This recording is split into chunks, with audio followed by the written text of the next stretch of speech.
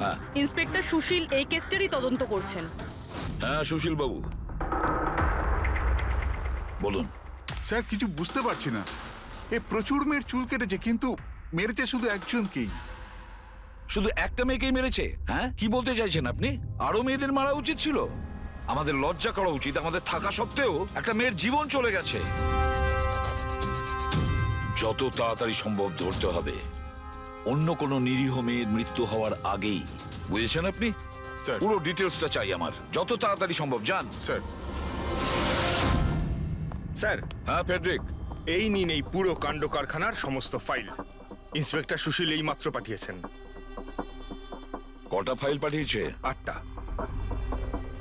দয়া, অভিজিৎ, ফাইলগুলো ভালো করে স্টাডি করো, চেক করো, দেখো, আর প্রত্যেকটা মেয়ের সাথে কথা বলে দেখো, জিজ্ঞাসা করো ওদের সাথে কি করা হয়েছে। দিয়া ছাড়া আর কোনো মেয়ের যেন প্রাণ না যায়। অদিতি, আপনি বলেছিলেন যে আপনি বিছানায় বসে লাইট অফ করেছিলেন, তারপর কি হয়েছিল? স্যার, হঠাৎ করে একটা জোরালো আলো আমার চোখে পড়লো, আর তারপরে কি হলো আমার কিচ্ছু মনে নেই। আমার শুধু ওই উজ্জ্বল আলো মনে আছে, তার বেশি আর কিচ্ছু নয়। আচ্ছা, তারপরে কি হয়েছিল? ঘরের আলো বন্ধ হয়ে যাওয়ার পর আমার চোখে একটা জোরালো আলো পড়লো, আর তারপর আমি আর কিছু দেখতে পাচ্ছিলাম না। আমার চোখ একদম ধাঁধিয়ে গেছিল। আচ্ছা, জ্ঞান ফিরে আসার পরে কি হয়েছিল? যখনই আমার চোখটা খুললো আমি দেখলাম কেউ আমার চুল কেটে নিয়েছে। আমি চেঁচালাম আর তারপর আমি পুলিশকে কল করলাম। হ্যাঁ স্যার, আমিও একটা খুব জোরালো আলো দেখেছিলাম। যেরকম টিভিতে দেখেছিলাম সব মেয়েদের সাথে হয়েছে, ওরকম আমার সাথেও হয়েছে। ওই ভূতটা আমার চুল সব কেটে দিয়েছে। ভূত নয়, অপরাধী। এই এই আপনার হাতে কি রয়েছে? স্যার, আমার চুল। আপনার চুল? ও অপরাধী তোমার চুল কেটে নিজের সঙ্গে নিয়ে যায়নি? না তো।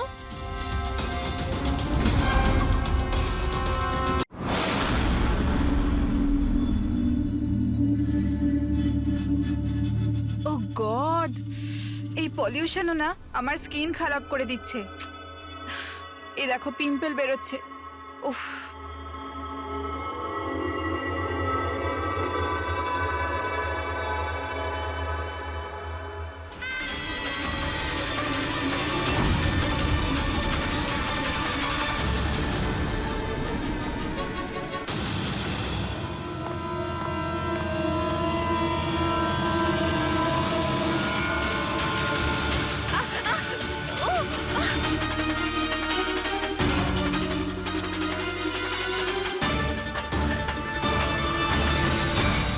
স্যার, প্রথমে তো আপনাকে ধন্যবাদ জানাই যে আপনি আমাদের ডকুমেন্টারিতে অংশগ্রহণ করতে রাজি হয়েছেন। স্যার, যেমনটা আপনি জানেন, আমরা আমাদের ডকুমেন্টারির সাহায্যে সিরিয়াল কিলারদের সাইকোলজি, মানে এদের মনোবিজ্ঞানকে ভালোভাবে জানার চেষ্টা করছি। স্যার, তাহলে আপনি এ ব্যাপারে কি বলবেন? দেখুন, সিরিয়াল কিলার একজন বিশেষ ধরনের অপরাধী, বিপজ্জনক অপরাধী। এমনি সাধারণ আসামিরা, ওদের কাছে কোনো মোটিভ থাকে, কোনো কারণ থাকে খুন করার জন্য, কিন্তু সিরিয়াল কিলার না, ওদের কাছে কোনো মোটিভ নেই, শুধু নিজেদের শখ পূরণ বা এন্টারটেইনমেন্টের জন্য খুন করে। ওরা প্রায় লোকেদের ওপরে বা পরিস্থিতিকে নিজের গ্রিপে রাখার চেষ্টা করে, আর তাছাড়া নিজেদের সিরিয়াল কিলিং ওষুধের ওপরেও অ্যাপ্লাই করে দেখে, তারপরে মানুষের ওপরে। আচ্ছা, এটা কখনো বলা যায় না যে ও কাকে বা কোন কোন লোককে নিজের শিকার তৈরি করবে। সে ছেলেও হতে পারে, মেয়েও হতে পারে, সে এজেড বা ইয়াংও হতে পারে। কিন্তু একটা ব্যাপার আছে যেটা ওদের প্যাটার্ন হয় কিলিং এর, সেটা 2-3-4টে খুনের রিপোর্ট দেখার পরেই সেটা বোঝা যায়, আর তখনই আমরা আস্তে আস্তে ওদের পিছু নিতে পারি, তার আগে নয়। অনেক ক্ষেত্রে তো এরা কয়েক মাস ধরে নিজের শিকারের ওপর নজর রাখে, আর যখনই সুযোগ পায় ঝাঁপিয়ে পড়ে আর মেরে ফেলে। এই কারেন্ট কি করে চলে গেল?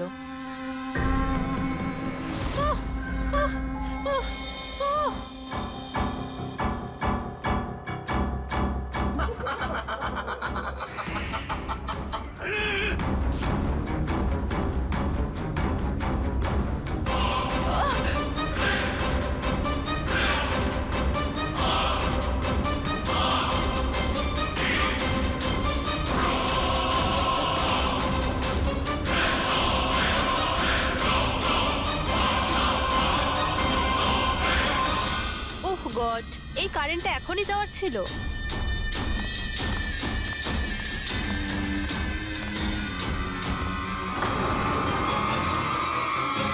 আহ, কে? উফ, উফ।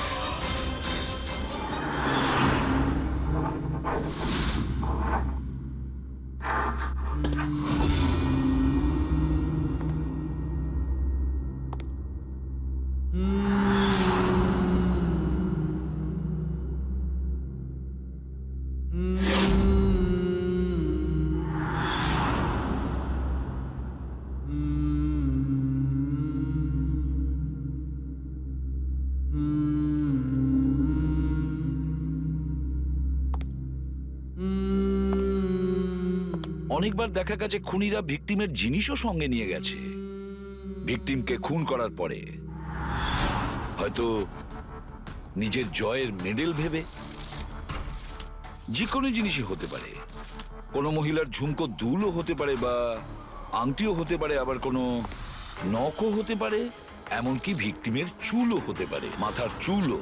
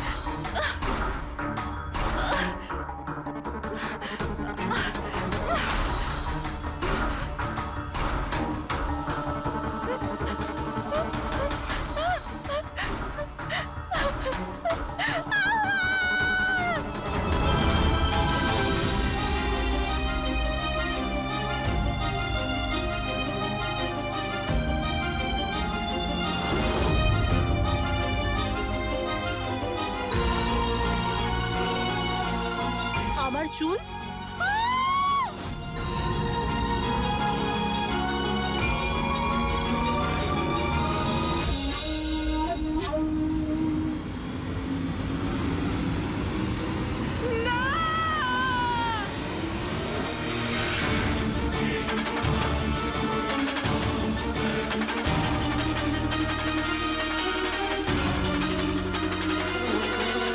সিরিয়াল কিলার্স এরা সবসময়ই একা থাকতে পছন্দ করে। ওদের কোনো বন্ধু হয় না। তাই অন্যদেরকে, এমন লোকেদেরকে এড়িয়ে চলতে হবে যাদের হাব ভাব বা চাল চলনে একটু অন্যরকম, কিছু অদ্ভুত ধরনের আচরণ দেখা যায়। তা সত্ত্বেও ব্যাপারটা হলো, সিরিয়াল কিলার থেকে বাঁচতে হলে আমাদেরকে সাবধানে থাকতে হবে। সত্যি সাবধানতার প্রয়োজন। Hello, ACP Padmaman here. কোথায়? ঠিক আছে, আমরা এখনই পৌঁছচ্ছি। Okay, thank you. সরি, যেতেই হবে। No problem sir. স্যার, কিন্তু থ্যাংক ইউ, আপনি আপনার মূল্যবান সময় আমাদের দিয়েছেন। Wish you all the best for your thank documentary. You sir, thank you very much. আবার দেখা হবে। ওকে, একদম sir. Thank you very much. Bye by.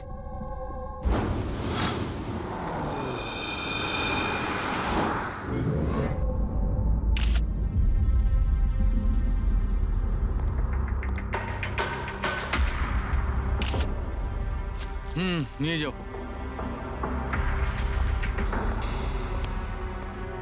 সালুকে দেখে কি মনে হচ্ছে?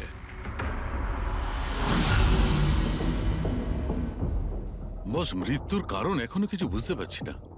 ল্যাবে নিয়ে গিয়ে দেখছি। আর ডক্টর, এই চিহ্ন? হ্যাঁ দয়া, এই যে চেয়ারে বাঁধা ছিল দড়ি দিয়ে, তারই চিহ্ন এটা। বস, আমি যাচ্ছি, ল্যাবে গিয়ে চেক করছি। স্যার, দিয়া এই পেন্ডেন্টটা পড়েছিল। কোনো বিশেষ লোকের কি এটা?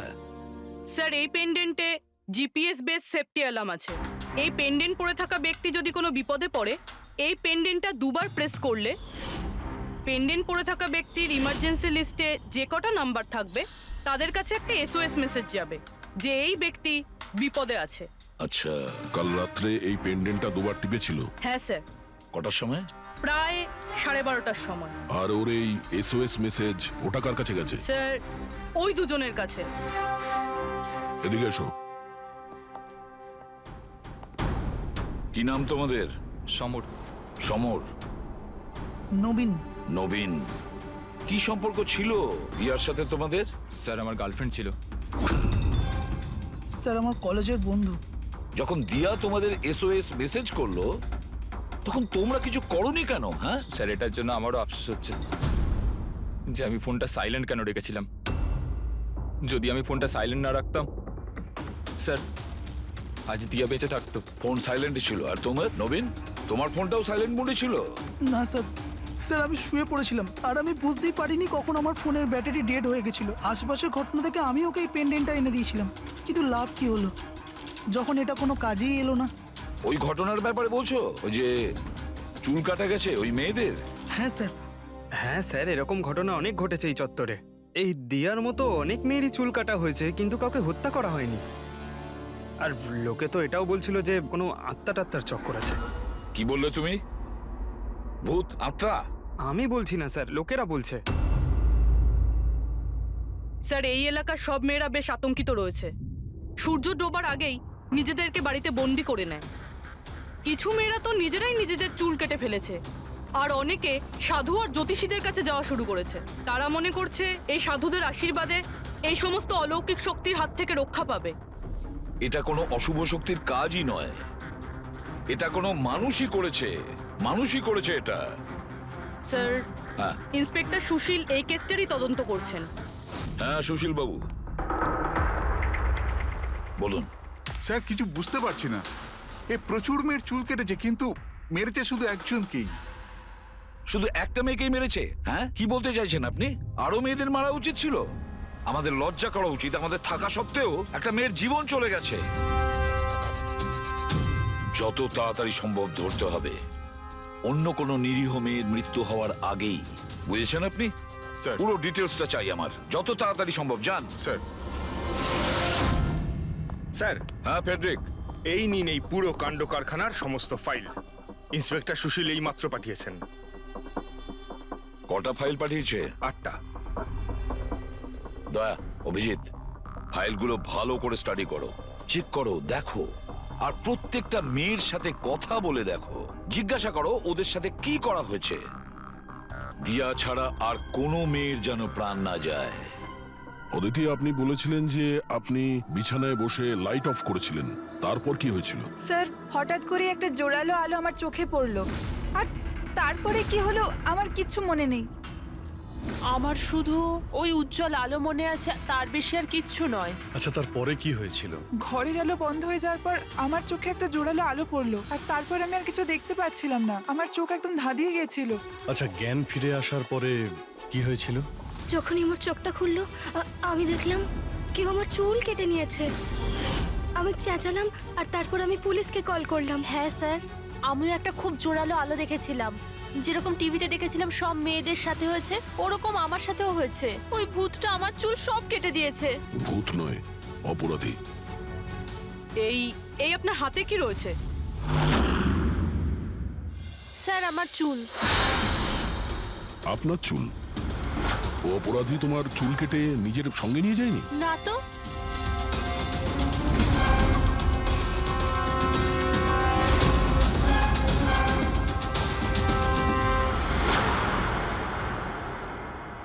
অদ্ভুত একটা ব্যাপার।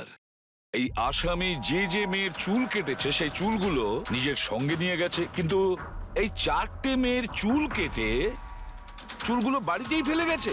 এটা কেন আসামি করলো আর কেন? স্যার, হতে পারে যে ওদের ওপর হামলা হয়নি, ওরা এগুলো এই নিউজে দেখেছে, তাই পাবলিসিটির জন্য এমন ভাব দেখাচ্ছে যে ওদের ওপরেই হামলা হয়েছে। স্যার, দুটো মেয়ের মানসিক অবস্থা খুব একটা ভালো নেই। ওদের ভুল ধারণা হয়েছিল ওদের সঙ্গে এরকম কিছু হয়েছে, কিন্তু সেরকম কিছু হয়নি। তার মানে শুধু 4টে মেয়ের ওপরে হামলা হয়েছে?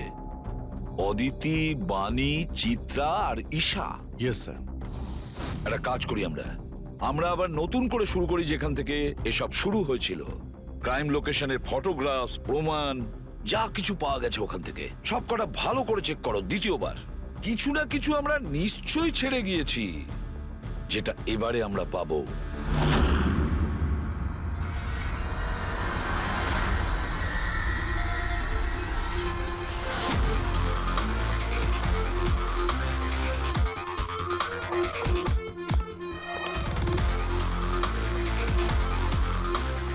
অদিতি, বাণী,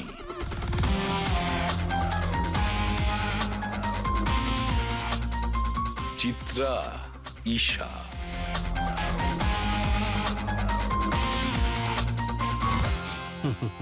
পেয়ে গেছি স্যার। হ্যাঁ স্যার, ঈশার বাড়িতে যে মোমবাতি ছিল তার মধ্যে এই ফিঙ্গারপ্রিন্টটা পেয়েছি। এটা আসামির হতে পারে স্যার। যদি এই ফিঙ্গারপ্রিন্টটা আসামির হয় তাহলে সে খুব ভুল করেছে। অভিজিৎ, আমাদের ক্রিমিনালের ডেটাবেসটা চেক করো, দেখো তো এ কোনো পুরনো পাপি কিনা।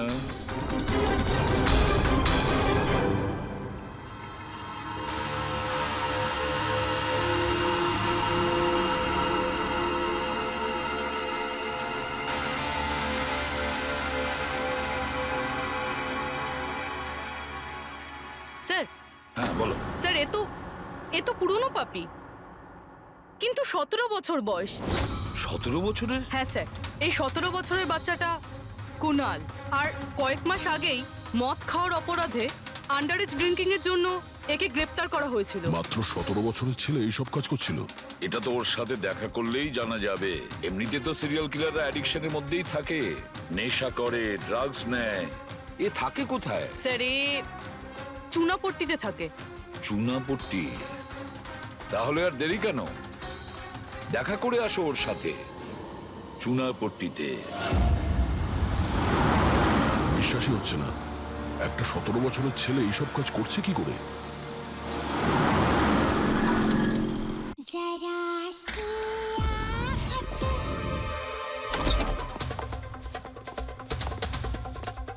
কুনাল।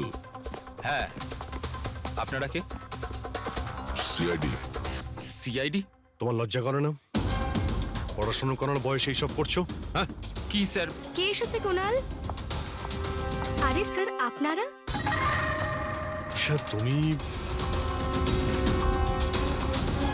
এখানে কি করছো? স্যার, এটা আমার মাসির বাড়ি, কিন্তু আপনারা এখানে? কুনালের সঙ্গে দেখা করতে এসেছি। কুনাল এ আমার কাজিন স্যার। কাজিন? তুই তোর কাজিনের চুল কেটেছিস? স্যার, স্যার আমি তো স্যার ঈশা দিদির সাথে একটু মজা করেছিলাম স্যার। স্যার, আমি ওই চুল কেটে দেওয়া লোকটার ব্যাপারে নিউজ পেপারে পড়েছিলাম স্যার। আমি ভাবলাম এই মজাটাও একটু ঈশা দিদির সাথে করা যাক। মা, মা আমার চুল! আর মা আমার সব ও চুল চিল্লে কেটে চিল্লে দিয়েছে। সারা বাড়ি মাথায় তুললো আর পুলিশকে ফোন করে দিল স্যার। আমি ভয় পেয়ে গেছিলাম স্যার, সেই জন্য আমি ওই চুলগুলো ফেলে দিলাম স্যার, আর চুপচাপ বাড়ি থেকে বেরিয়ে গেলাম স্যার। তুই এত বাজে মজা করেছিস আমার সাথে? দিদি সরি। আমি তোকে কখনো ক্ষমা করব না, কখনো সরি নয়। সরি দিদি সরি সরি স্যার। স্যার, আমি শুধু ঈশা দিদির চুল কেটেছিলাম স্যার, বাকি কোনো মেয়ের চুল কাটিনি আমি স্যার। আমরা তোমার কথা বিশ্বাস করবো কি করে? আপনি চাইলে আমার মাকে জিজ্ঞেস করে নিন স্যার, যে দিন ওই ঘটনাগুলো ঘটেছে ওই দিন আমি বাড়িতেই ছিলাম স্যার। তোর সব জিনিসটা মজা লাগে না জানিস? যখনই ওই মুহূর্তের কথা ভাবি ভয়ে বুকটা আমার কেঁপে ওঠে। দিদি সরি দিদি তোমার সরি। ভাগ্য ভালো যে আমরা তোমাকে অ্যারেস্ট করছি না। নিজের স্বভাব পরিবর্তন করো, নাহলে ভবিষ্যতে বড় সমস্যায় পড়বে তুমি।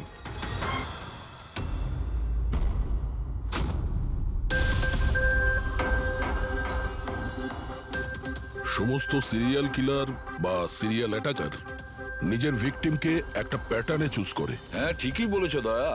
হ্যাঁ, এরকমই তো হয়। তোমার মনে আছে তো দয়া ওই কেসটা, যেখানে কিলার 40 থেকে 50 বছরের মাঝে বিজনেসম্যানকে চুজ করেছিল নিজের শিকার করার জন্য? হ্যাঁ স্যার, একটা কেসে স্যার সিরিয়াল কিলাররা তাদেরই টার্গেট করতো যাদের কাছে লাল গাড়ি আছে। ঠিক ওই রকমই এই মেয়েগুলোর কেসেও একটা ফিক্সড প্যাটার্ন আছে। স্যার, সব মেয়েদেরই বয়স প্রায় 20 থেকে 35-এর মধ্যে। আর এরা সবাই ইন্ডিপেন্ডেন্ট ছিল স্যার, চাকরি করতো আর বাড়িতে একলা থাকতো।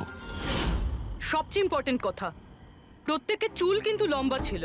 ছোট চুল আছে এরকম কোনো মেয়েরই চুল কাটা হয়নি। সেটাই তো মেন প্যাটার্ন, লম্বা চুলওয়ালা মেয়েদেরইও বেছে নিত। কিন্তু স্যার এর মধ্যেও কোনো বিশেষ পছন্দের ছিল না ওর। এই বানি আর দিয়া ওদের কোকড়ানো চুল ছিল, অদিতি আর চিত্রা ওদের চুল সোজা ছিল। এই যে সিরিয়াল কিলাররা হয় না স্যার, ওরা স্পেসিফিক হয় নিজের পছন্দের বিষয়ে। হ্যাঁ, একটা ব্যাপার কমন, এই সব মেয়েদের পাশেও ক্যান্ডেল রেখে গেছে। হ্যাঁ, এই নটটা দয়া, একটা ব্যাপার নোটিশ করেছো তুমি? কি হয়েছে স্যার? এই নটস গুলো দেখো, অদিতি আর চিত্রাকে যেভাবে বেঁধেছিল চেয়ারের উপর, নটস গুলো দেখো, এখানে এক রকমের নটস, আর দিয়া আর বাণীকে যেভাবে বেঁধেছিল এই নটস গুলো একেবারে আলাদা। দয়া, যে নটস দিয়ে দিয়া আর বাণীকে বাঁধা হয়েছিল এই নট গুলোকে বো লাইন নট বলে, বো লাইন নট, যেরকম টাইয়ের হয় না। আর এই নট গুলোকে বলে triple barrel not, triple barrel not. কেউ কাউকে যদি বাঁধে স্যার, তাহলে তো একই রকম গিট ব্যবহার করবে, কিন্তু ও দু ধরনের গিট ইউজ করেছে। এটা মনে হচ্ছে যে আমাদের ভুল বোঝানোর চেষ্টা করছে, কিংবা এর মানসিক পরিস্থিতি ঠিক নয়, স্কিউজোফেনিক আছে ওর। হ্যাঁ, কিন্তু দয়া, সবার আগে আমাদের এটা জানতে হবে ও শিকারগুলো বাছে কি করে আর কখন বেছে নিত, আর ও শিকার বেছে নিত কোন জায়গায়। হয়তো সব মেয়েরা একই অফিসে চাকরি করত, একই জিমে যেত বা একই বিউটি পার্লারে যেত, কোনো না কোনো একটা সূত্র নিশ্চয়ই আছে, আর যেটা এদের সবাইকে এক করে দিয়েছে। কিন্তু কি? স্যার, এই দিয়ার বন্ধু সমর আর নবীন, ওদের বক্তব্য যে রাতে দিয়া খুন হয় ওই রাতে ওরা নাকি ডান্ডিয়া খেলতে গেছিল প্রেমাল গ্রাউন্ডে। প্রেমাল গ্রাউন্ড? হ্যাঁ স্যার, চিত্রা ওখানেই গেছিল ডান্ডিয়া খেলতে, যেই রাতে ওর চুল কাটা হয়েছিল। অদিতি আর বাণী, খোঁজ নাও তো পঙ্কজ, যে ওরা প্রেমাল গ্রাউন্ডে গিয়েছিল কিনা।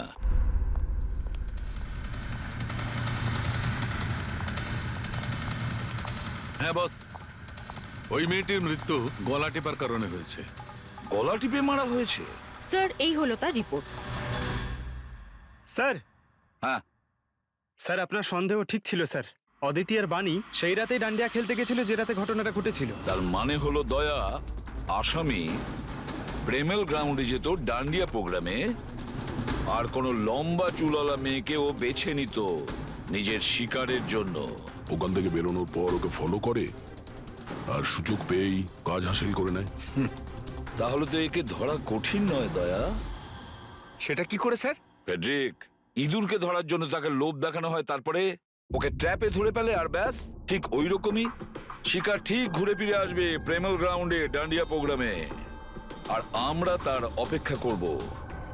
কিন্তু স্যার, নবরাত্রি তো শেষ হয়ে গেছে, তাহলে পরের বছরের জন্য ওয়েট করতে হবে। নবরাত্রি শেষ হয়ে গেছে তো কি হয়েছে, ডান্ডিয়ার প্রোগ্রাম আমরা নিজেরা অ্যারেঞ্জ করব, পুরো এরিয়াতে অ্যাডভার্টাইজমেন্ট করব, ব্যানার লাগাবো, আর এইবার আসামির জন্য শিকার আমরা তৈরি করব। আমরা কিভাবে স্যার? সিম্পল ব্যাপার ফেডরিক, এবারে ডান্ডিয়ার প্রোগ্রামে থাকবে একজন লম্বা কোকড়ানো চুলওয়ালা মেয়ে, আর দ্বিতীয় একটি মেয়েও থাকবে, লম্বা সোজা চুলওয়ালা একটি মেয়ে।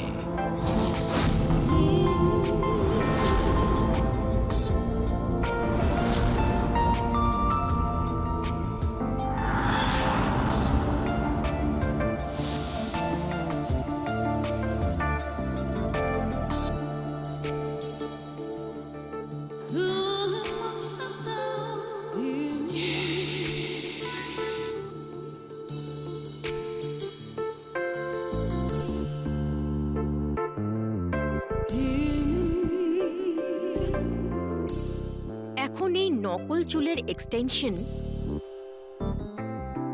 আসল বলে মনে হচ্ছে।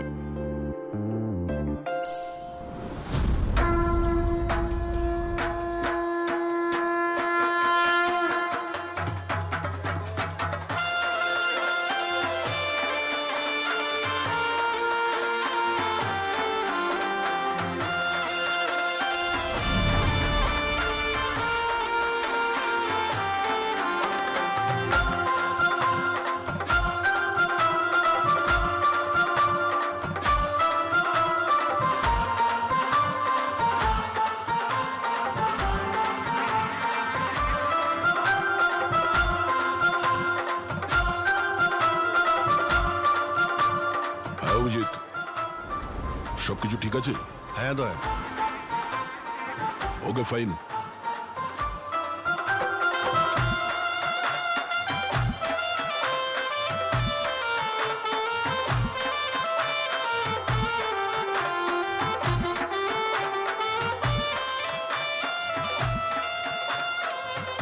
High ma'am. হাই। ওয়াও, আপনি তো খুব সুন্দরী। আপনার মেকআপ খুব সুন্দর হয়েছে। স্পেশালি আপনার কার্লি হেয়ার খুব সুন্দর লাগছে। Thank you. You welcome.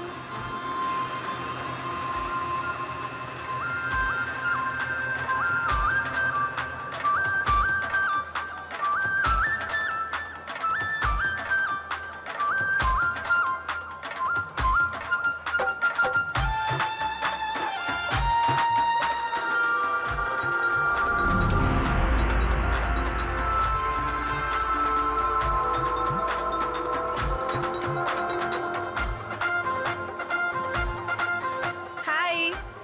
High. আপনার ড্রেসটা খুব সুন্দর। থ্যাংক ইউ। তোমার ড্রেসটাও খুব সুন্দর। Oh thank you. তবে আপনার চুলটা খুব সুন্দর। স্ট্রেট করিয়েছেন নাকি ন্যাচারালি এরকম? প্রকৃতির দান এটা। ও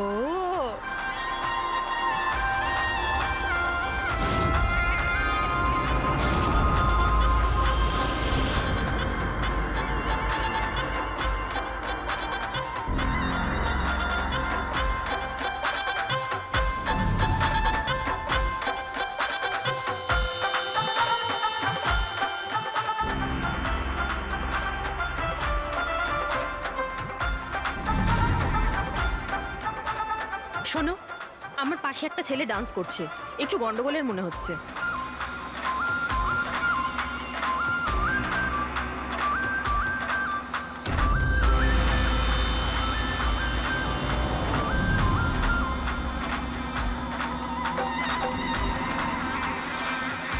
হ্যাঁ সারিকা, কোথায় ও? আমার পাশেই ছিল। এখানে ছিল, তাহলে গেল কোথায়?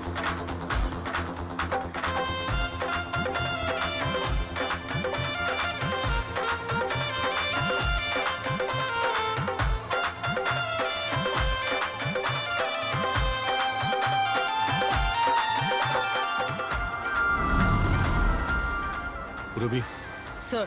তুমি যাও, আমি তোমার পিছনেই আছি, ডোন্ট ওয়ারি। Okay sir.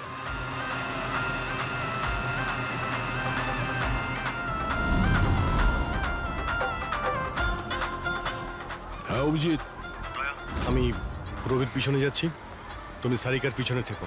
ওকে, আমি সারিকার পেছনে যাচ্ছি। ওকে।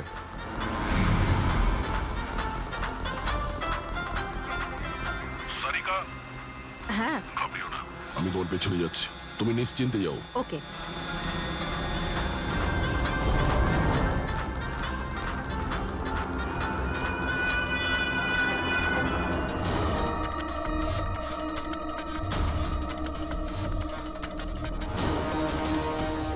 ওফো, এখানে তো কোনো অটো বা ট্যাক্সি কিছুই পাচ্ছি না। মনে হচ্ছে বাড়ি পায়ে হেঁটেই যেতে হবে।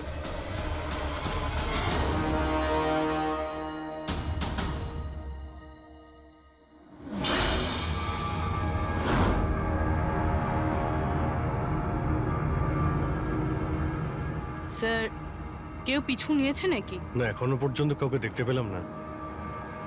তুমি এগিয়ে যাও, যদি কেউ তোমায় ফলো করে।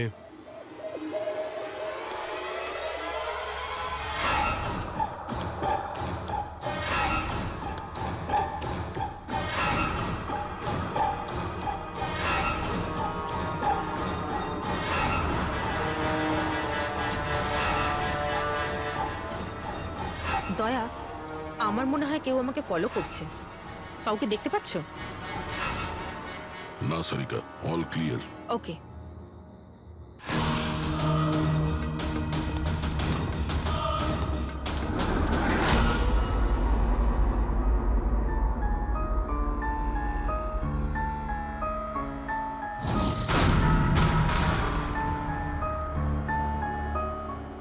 স্যার। সব ঠিক আছে? স্যার, হয়তো আজকে অ্যাটাকার ডান্ডিয়া খেলতে আসেইনি, নয়তো স্যার অন্য মেয়ের পিছনে গিয়েছে। দেখা যাক, আর একটু অপেক্ষা করি।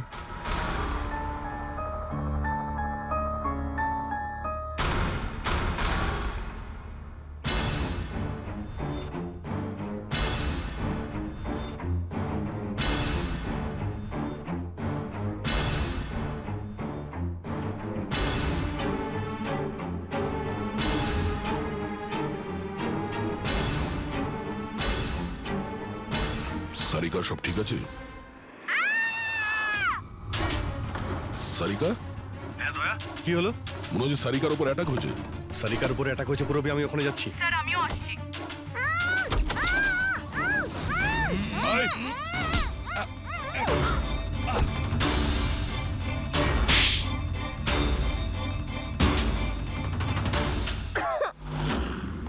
ও নো, সারিকা তুমি ঠিক আছো? হ্যাঁ আমি ঠিক আছি।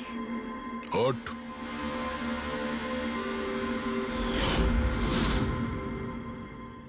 আরে এ তো ওই ছেলেটা যে ওখানে ছিল।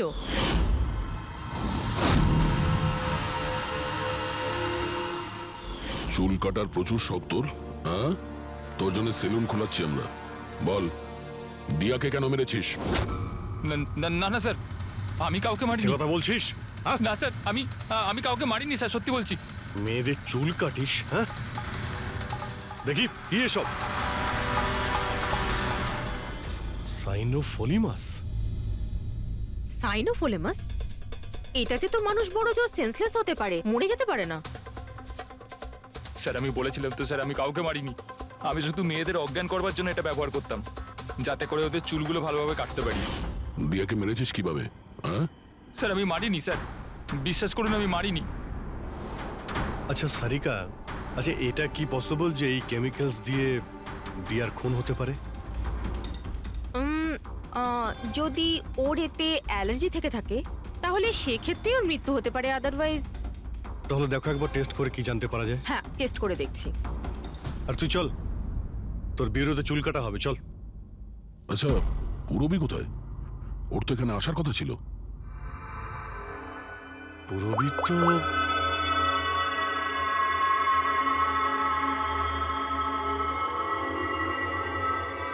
ও তো ফোন তুলছে না। পুরবি ল্যান্ডলাইনে ট্রাই করো।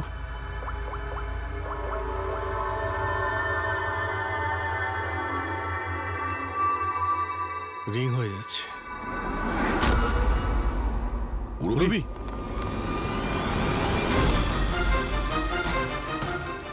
পুরবি, আচ্ছা অপরাধী তো আমাদের সঙ্গে ছিল, তাহলে এগুলো করলো কে? তার মানে দুজন রয়েছে, আর দুজনে একই রকমের অপরাধ করছে। পুরবি, রবি, ঠিক আছো? কি হয়েছিল? স্যার ঠিক ওই রকমই হয়েছে। প্রথমে বাড়ির লাইট চলে গেল, আর তারপর আমার চোখে একটা তীব্র আলো পড়ল, আর আমি অজ্ঞান হয়ে গেলাম। কি?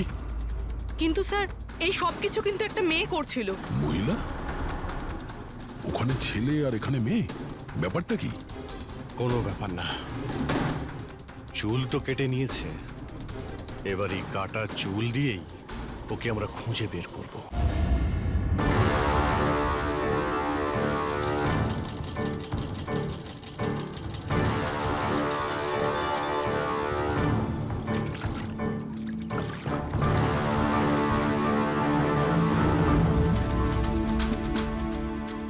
দেখুন সুমন ম্যাডাম, আপনি একটু বেশি ডিমান্ড করছেন। দেখুন গগন বাবু, আপনি যে কাজটা দিয়েছেন না সেটা খুব সোজা নয়, খুবই বিপজ্জনক। আপনাকে আমাদের টাকা বাড়াতেই হবে। ঠিক আছে, আমার উপর ভরসা রাখুন, আমি পরে বাড়িয়ে দেবো। পরে নয়, এখনই বাড়ান।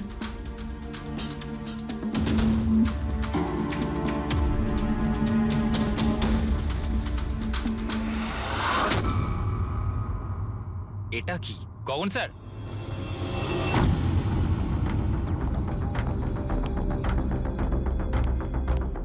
এই দেখুন, চুলের ভেতর কি অদ্ভুত একটা উকুন।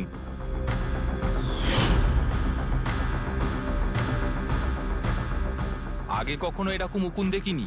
আর দেখবেও না, কারণ এই উকুনগুলো সিআইডির হয়ে কাজ করে, আর এর নাম হলো মাইক্রোস্কোপিক ট্র্যাকিং ডিভাইস। আর এই জন্যই আমি তোমাকে আমার চুল কাটতে দিয়েছি, যাতে এটার সাহায্যে এখানে পৌঁছতে পারি আর জানতে পারি আসলে ব্যাপারটা কি।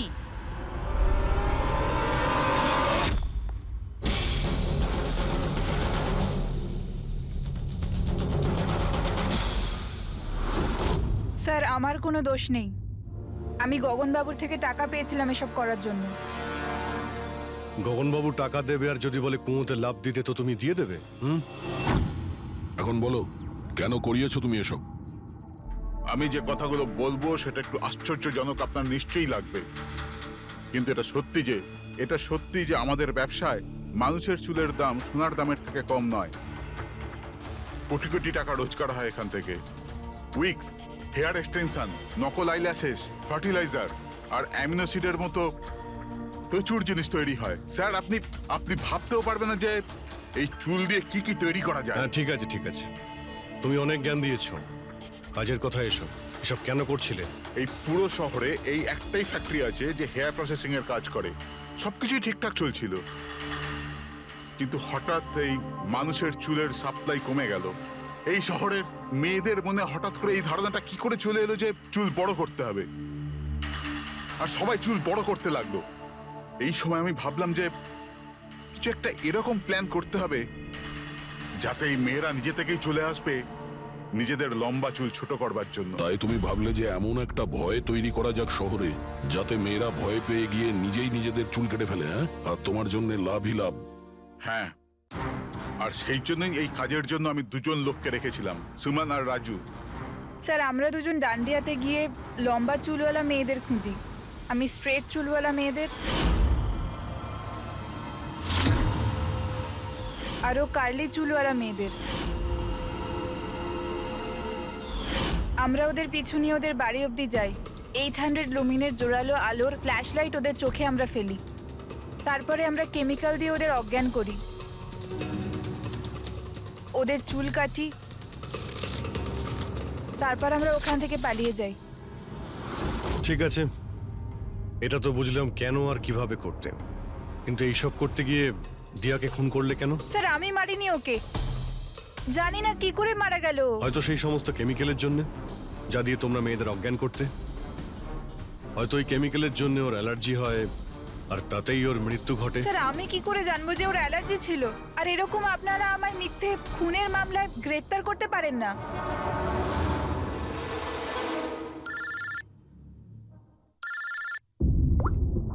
হ্যাঁ, ডক্টর সালুকে।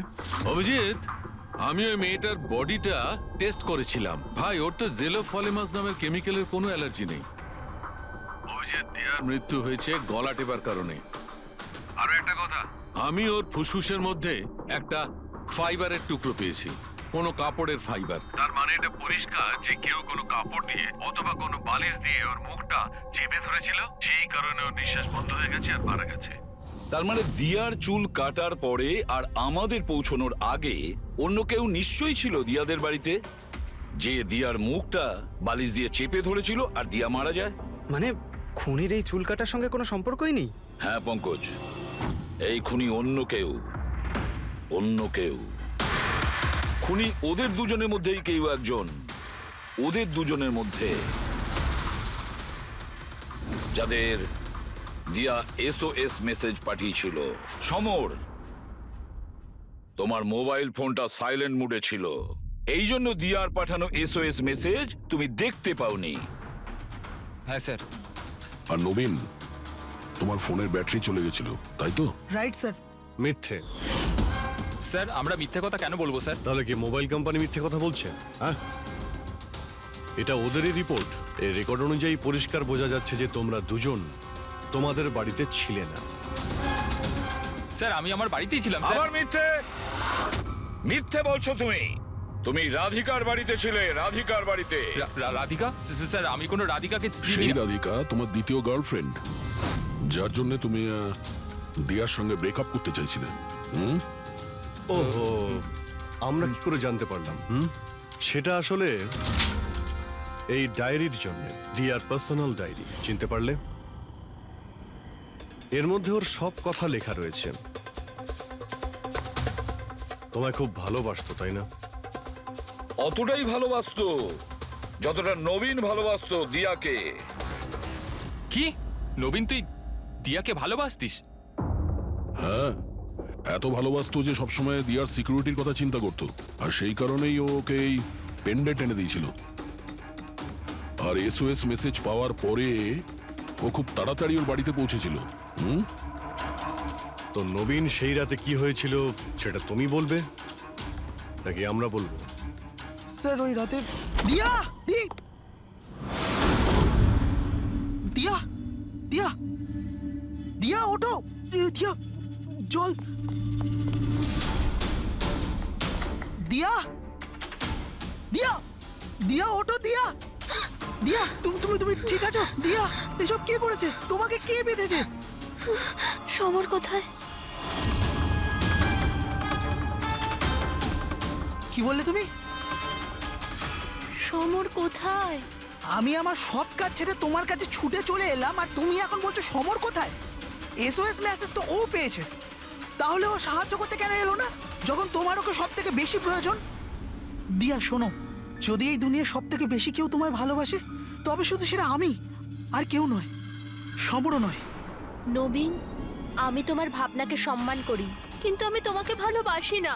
প্লিজ এইসব ছাড়ো, আর প্রথমে আমাকে খোলো আর পুলিশকে ডাকো। মনে হচ্ছে কেউ আমার চুল কেটে দিয়েছে। কেটে যাওয়া চুল তো আর ফেরত পাবে না, কিন্তু ভেঙে যাওয়া হৃদয় দ্বিতীয়বার আর জুটতে পারে না। নবীন, নবীন কোথায় যাচ্ছ? নবীন, কি করছো নবীন? নবীন, নবীন! যদি আমি দিয়াকে এত না ভালোবাসতাম, তাহলে আমি হয়তো ওর প্রাণও নিতাম না। ভালোবাসা, যাকে তুমি ভালোবাসা বলছো সেটা ভালোবাসা নয়, স্বার্থপরতা। যদি তুমি দিয়াকে সত্যিই ভালোবাসতে, তাহলে ওর খুশিটাকেই তুমি নিজের খুশি মনে করে নিতে, কিন্তু না, তুমি শুধুমাত্র ওকে পেতে চেয়েছিলে, ব্যাস। নিজের ভালোবাসা বাঁচাতে সবাই নিজের প্রাণ পর্যন্ত দিয়ে দেয়। ভালোবাসার গলা টেপে না, ভালোবাসার মিথ্যে নাটকে তোমাকে খুনি তৈরি করেছে। নিজেরই ভালোবাসাকে তুমি খুন করে দিয়েছো, মেরে ফেলেছো দিয়াকে। তোমার হয়তো ফাঁসিই হবে।